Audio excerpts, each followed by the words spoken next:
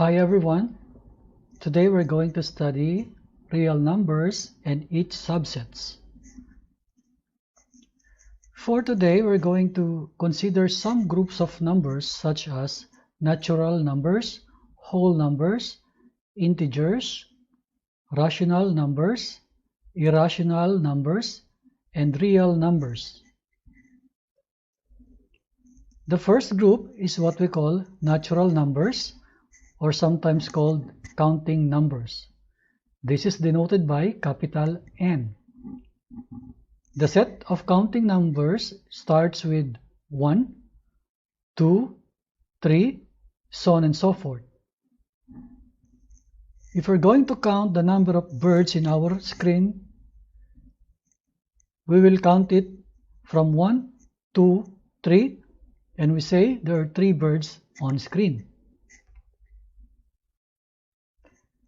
The next group is what we call whole numbers, denoted by this capital W.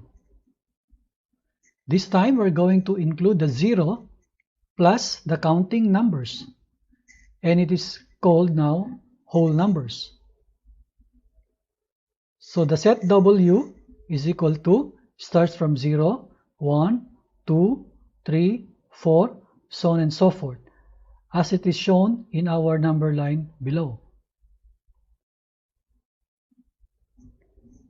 The next group is now called integers, denoted by Z.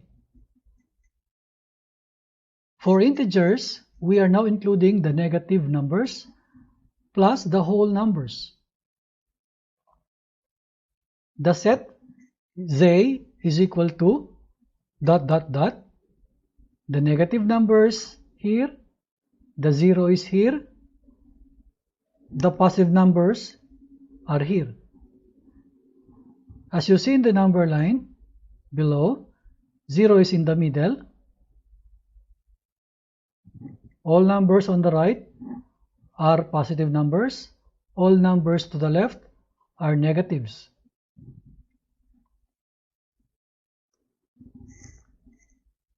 The integers include the 0, the counting numbers, and the negative of the counting numbers. The next group is rational numbers, denoted by Q. This time we have 3 cases for a rational number. The case 1 is a rational number can be written as a ratio of 2 integers with non-zero denominator. It means it is denoted by P over Q, where P and Q are integers, and of course the Q cannot be equal to 0. Examples are the numbers 2, -5, 11, 0, 2 over 3, this is a fraction.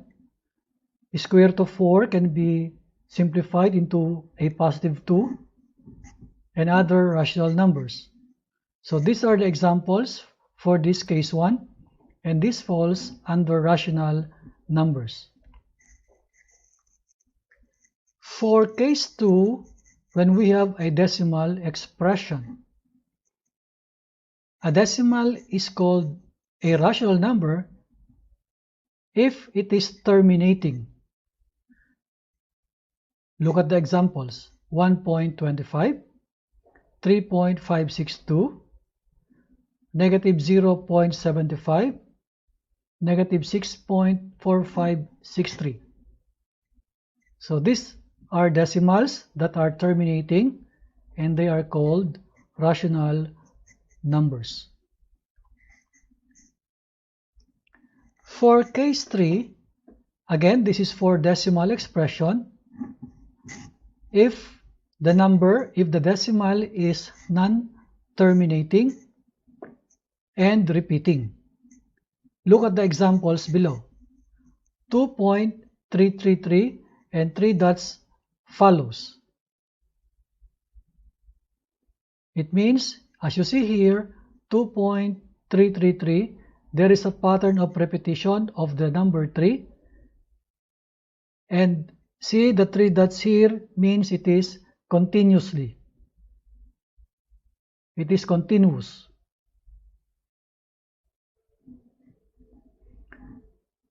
The third case is about decimal expression also, but this time the decimal is non-terminating but repeating.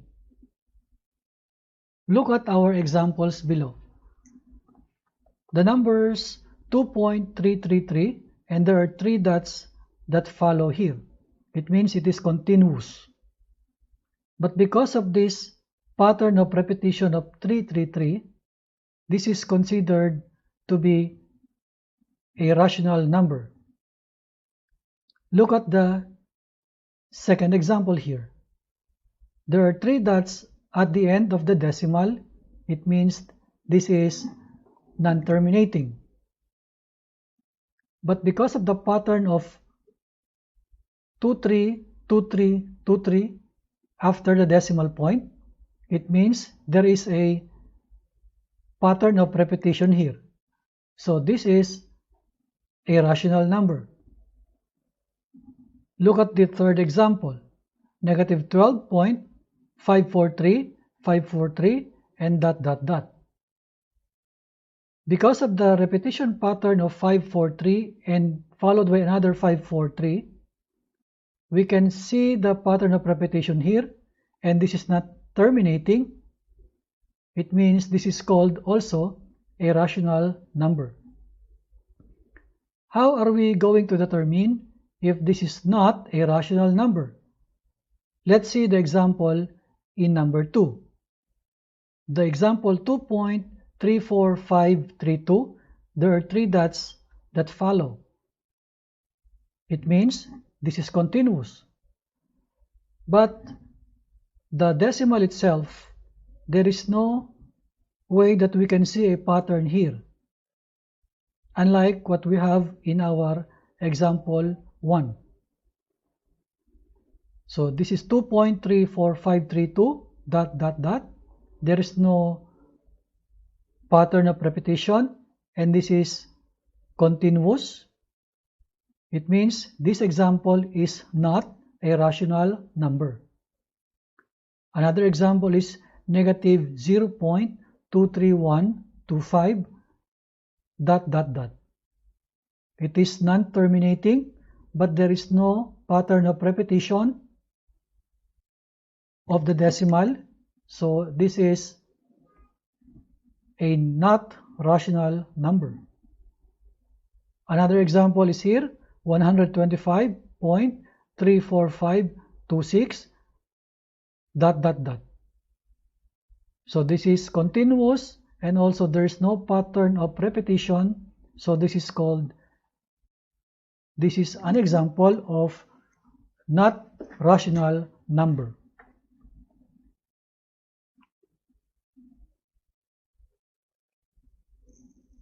The next group is what we call irrational numbers, denoted by capital I.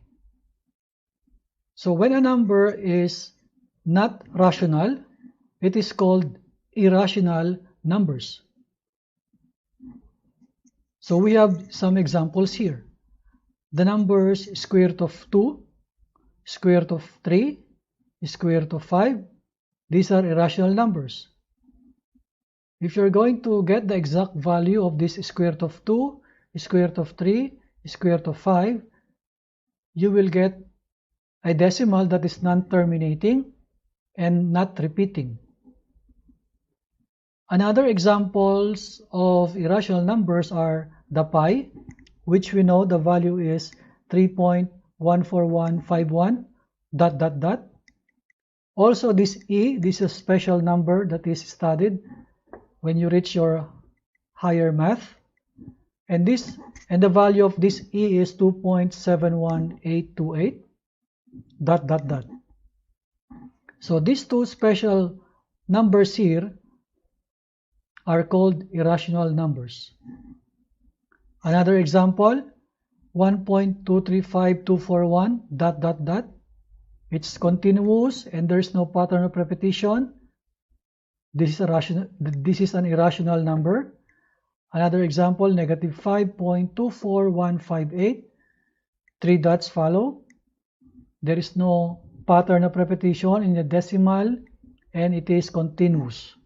So this is an example of irrational numbers. So this just to remind us that when we use the symbol square root, we will always use the positive number. So the example here, the square root of 4 will give us 2, positive, even though we know that both 2 and minus 2 or negative 2 are considered correct answer for the square root of 4. So when we have the square root of 4, we will take only the positive 2 as the final answer. The last group is what we call real numbers, as denoted by R. So all the numbers that we studied, when we combine the rational and irrational numbers, all of them are inside the real numbers. All of these numbers, all numbers of all rational or irrational numbers are called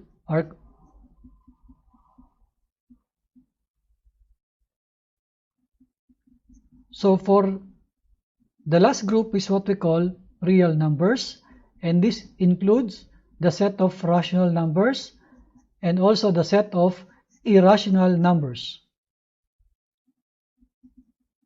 As you see in the equation here, the capital R equals, it is small x such that the x is a rational or irrational number.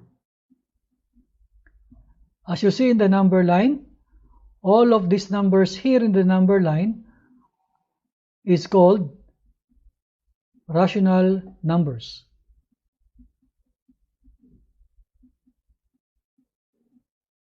As you see here in the number line, all of these numbers are called real numbers. For illustration, we will have the subsets of real numbers. As you see here, there is a big rectangle here, and this big rectangle is divided into two. On the left side is a yellow colored, the right side is gray colored. On this left side, there is an inner oblong here that is about the natural numbers, and these natural numbers is inside the bigger oblong that is a whole numbers, and these two groups, the natural numbers and the whole numbers, are inside a bigger group, and that is the integers, and these integers are inside the rational numbers, the yellow color, and there is an irrational numbers on the other side. It means for the rational numbers and irrational numbers, they are called mutually exclusive. There is no common numbers between rational numbers and irrational numbers. If we're going to combine now the rational numbers and the irrational numbers, this is now what we call the big group of real numbers. So if we're going to use symbols, so the n, the natural numbers are subset of whole numbers. The whole numbers is a subset of integers. Integers is a subset of rational numbers. Rational numbers is a subset of real numbers, and the irrational numbers are also a subset of real numbers. So the real numbers is the biggest group for all these sets of numbers.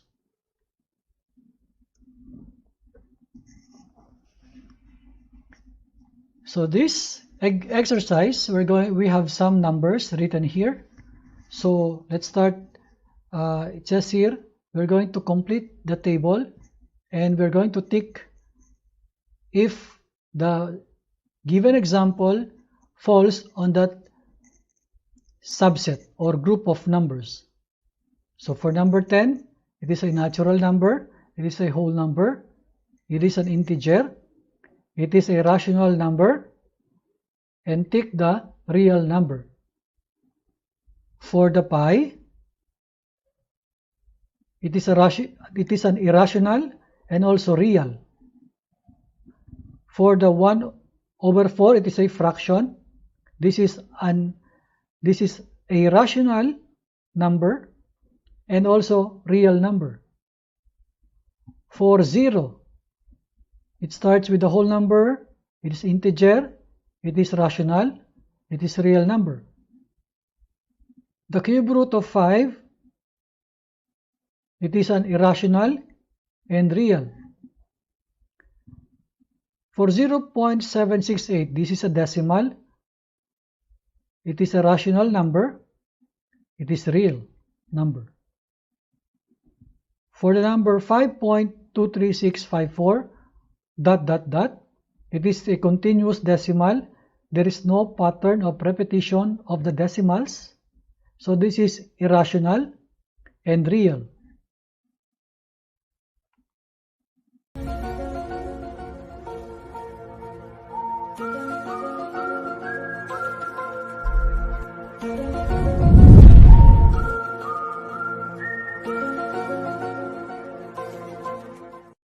Hi everyone, today we're going to study Properties of Real Numbers Part 1. We are going to start with the operation of addition as denoted by this plus sign. The first property is what we call closure property. The closure property says the sum of two real numbers is a real number. As an example, we're going to pick two real numbers, 2 and 3. And if we're going to add these two numbers, such as 2 plus 3, the answer will be 5. And this 5 is also part of a real number. That is property number 1, closure property. The second property under addition is what we call commutative property. In here, two real numbers can be added in either order. Numbers are here represented by A and B, so we have here A plus B is equal to B plus A. In other words, the order of the numbers to be added, or we call them addends, the order of addends will not affect the sum. We have here three examples. The first one is 3 plus 5 equals the answer for 5 plus 3. And both will have 8. Another example, 5 plus 7 equals 7 plus 5. In a third example, there are three letters here that represents numbers. The first two numbers here, or two letters, A plus B, are grouped together. And on the other side, still the C will come first, and the group A plus B will be on the last. So this idea here still falls under the idea of commutative property under addition. The next property under addition is what we call associative property. The rule says when three real numbers are added, it makes no difference which two are added first. In here we have three letters that represent numbers. In the left side we have A plus the group of B plus C, and that will be equal to, if we group the A plus B first, then later we will add to the C plus C. So we have examples here for number 1, the numbers 5, 6, 7. On the left side, we have the 6 plus and 7 grouped together. After that, we can add the sum of 6 and 7 to the 5. The answer will just be same if we're going to add the 5 and 6 first. After getting the sum here, we can add to the 7. Another example is for number 2.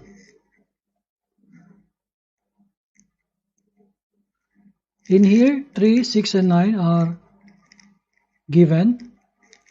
On the left side, again the 6 and 9, the last two terms are grouped together. And on the right side, the first two terms are grouped together.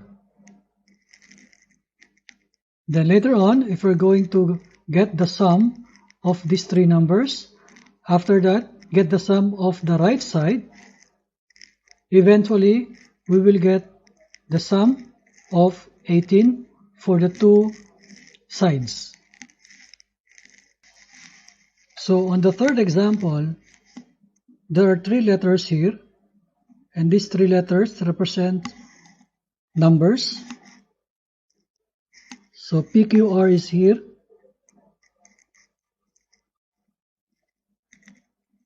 In the left side we have Q plus R.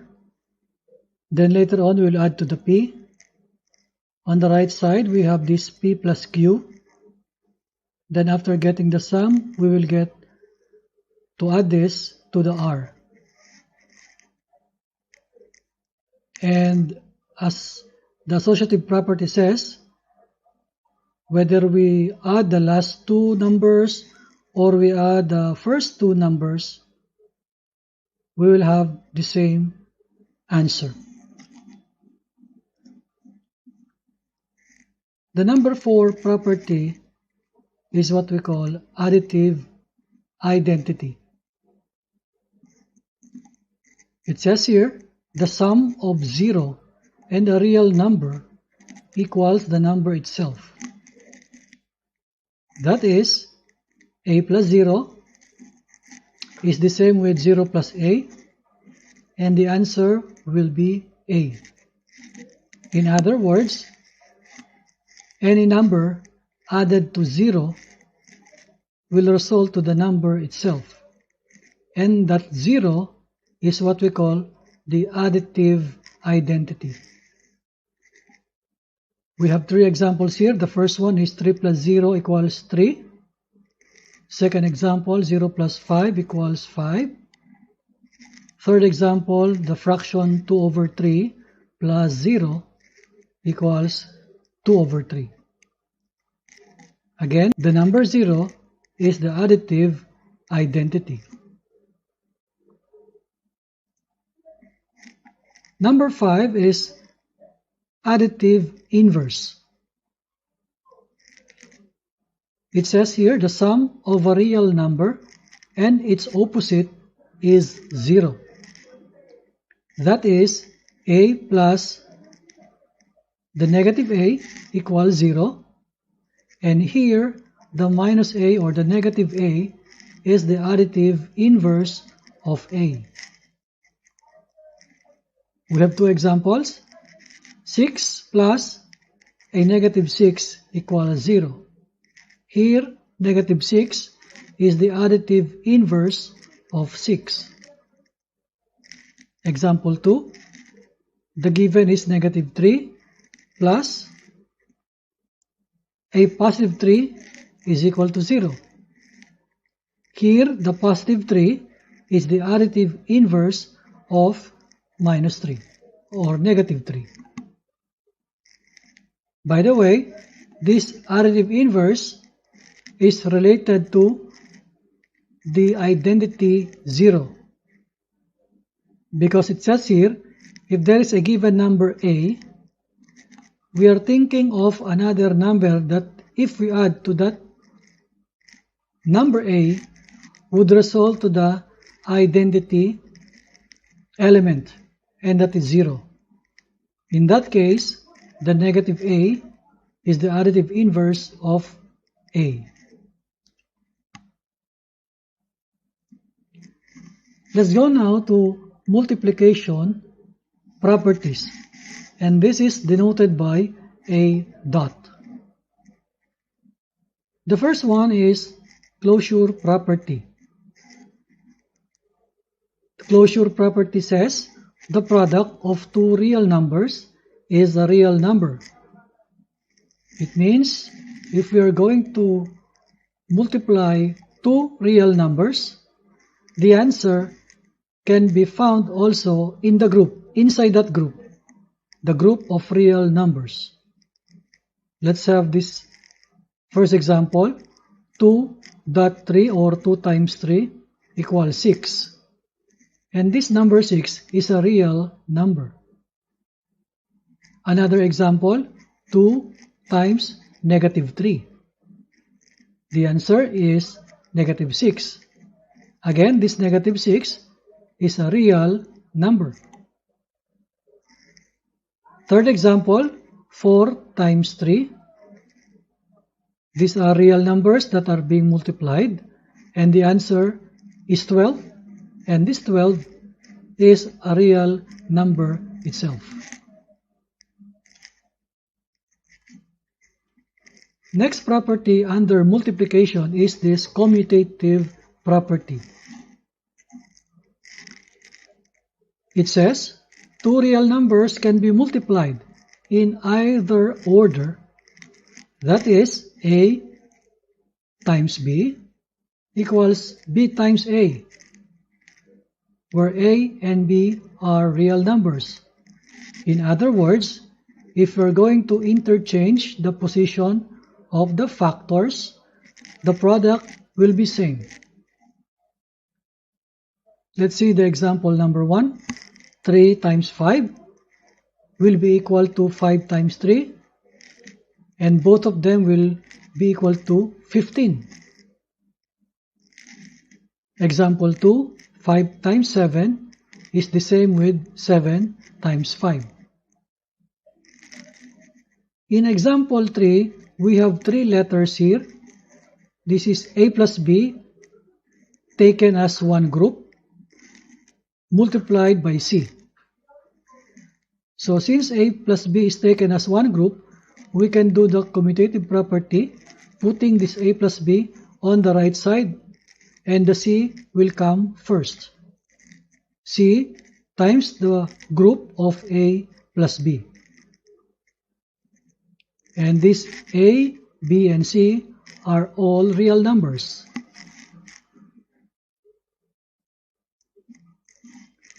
The third property under multiplication is associative property. It says when there are 3 real numbers to be multiplied, it makes no difference which 2 are multiplied first. Showing by equation, this is a multiplied by the group of b times c will be equal to the product of a times b first. After taking the product, we multiply to the c, where a, b, and c are all real numbers. So we have 3 examples here. In the first example, 5, 6, and 7 numbers are involved.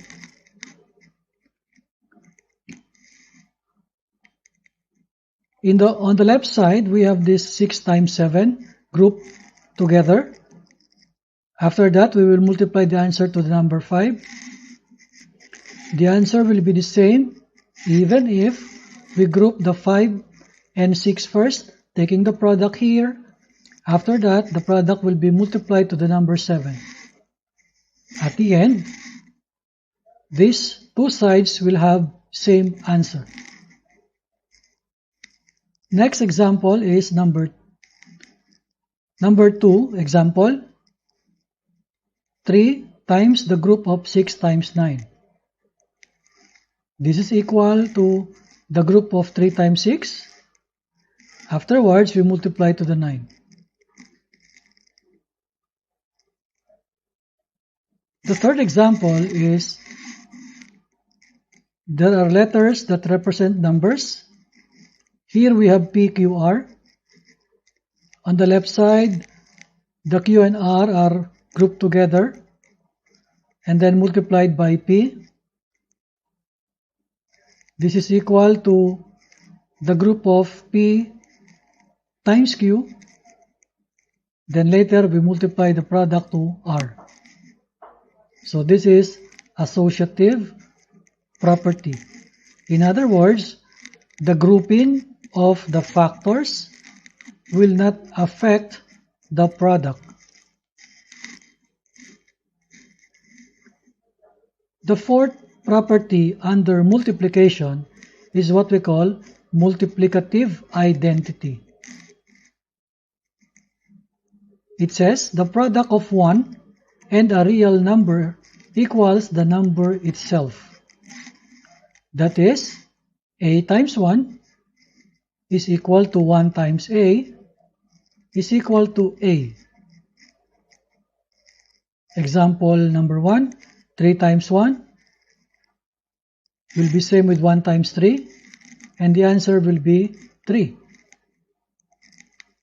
Example 2, 1 times 5 equals 5. Example 3, 2 over 3 times 1 equals 2 over 3 or 2/3. So that number 1 is called the multiplicative identity. In other words, any number multiplied by 1 would result to the number itself.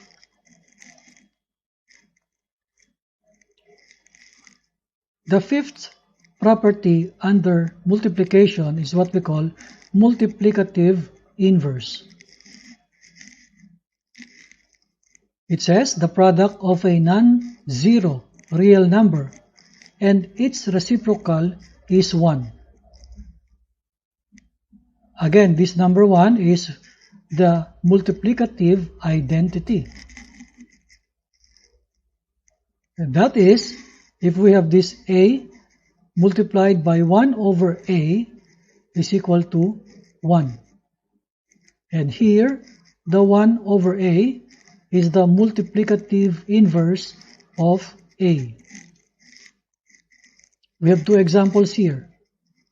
Example 1, 6 multiplied by 1 over 6 equals 1. Here, the 1 over 6 is the multiplicative inverse of 6. So we are taking the reciprocal of the given number. Example number 2, the given is a fraction, 1 over 3. So we think of a number that will be multiplied to this 1 over 3 to make the result to be 1, the identity. And that number is actually the reciprocal of 1 over 3, and that is this whole number 3. And this 3 is called the multiplicative inverse of 1 over 3.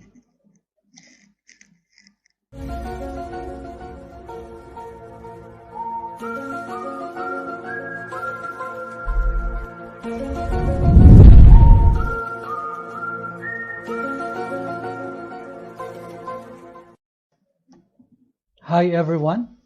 Today we're going to study properties of real numbers part 2. Let us begin with distributive property of multiplication over addition. Let us consider three letters representing real numbers A, B, C. So here the A is multiplied to the group of B plus C. So this A is distributed to the B and to the C. And this is A times B plus A times C. As an example, the number 2 is to be multiplied to the group of 3 plus 4. And this is equal to the 2 times 3 plus the 2 times 4. Another example is this number 3 is multiplied to x plus y. And this is equal to 3x plus 3y. The next property is about properties of negatives. So we let A and B be any two real numbers. Then the first rule is negative of negative A equals A. In other words, the negative of a negative number is positive. As an example, the negative of negative 5 equals positive 5. The second rule is about this negative A multiplied by negative B equals positive AB. In other words, if we're going to multiply two negative numbers, the answer will be positive. One example here is negative 5 multiplied by negative 3 equals positive 15. The third one is when we're to multiply two numbers of opposite sign, one is negative, the other is positive. As you see here, this is negative A multiplied by positive B. On this rightmost part, this A is multiplied to negative B. So they have different signs. And the answer for both cases will be a negative AB. So we're going to multiply the numbers as it is, and the sign, we will affix the negative sign. So one example here is negative 5 multiplied by positive 3. The answer is negative 15. The fourth one is this negative 1 multiplied by A equals negative A. So in this case, we can remove the number 1 here, and it is understood that the coefficient of this A is 1 or negative 1. One example here, negative 1 multiplied by 7 equals negative 7. The fifth rule is when we are going to divide two numbers of opposite signs. So one is minus or one is negative, the other is positive.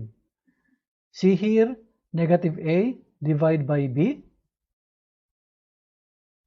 In this right part, it is A divided by negative B. In both cases, the answer will be negative A over B. In other words, if we're going to divide numbers of opposite signs, the answer will always be negative. Of course, there is a restriction that the denominator must not be equal to 0. One example here is negative 10 divided by 5. This is the same with 10 divided by negative 5. And both will have an answer of negative 2. The last rule is when we're going to divide two negative numbers. In this case, we have negative a divided by negative b. The answer here is positive a over b. There are some cases that looks like this.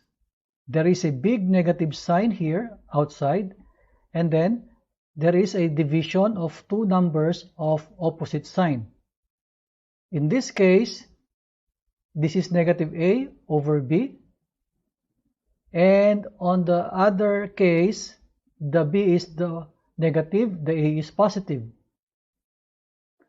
Because of this negative sign outside, and if we're going to simplify this, we are going to have a negative sign.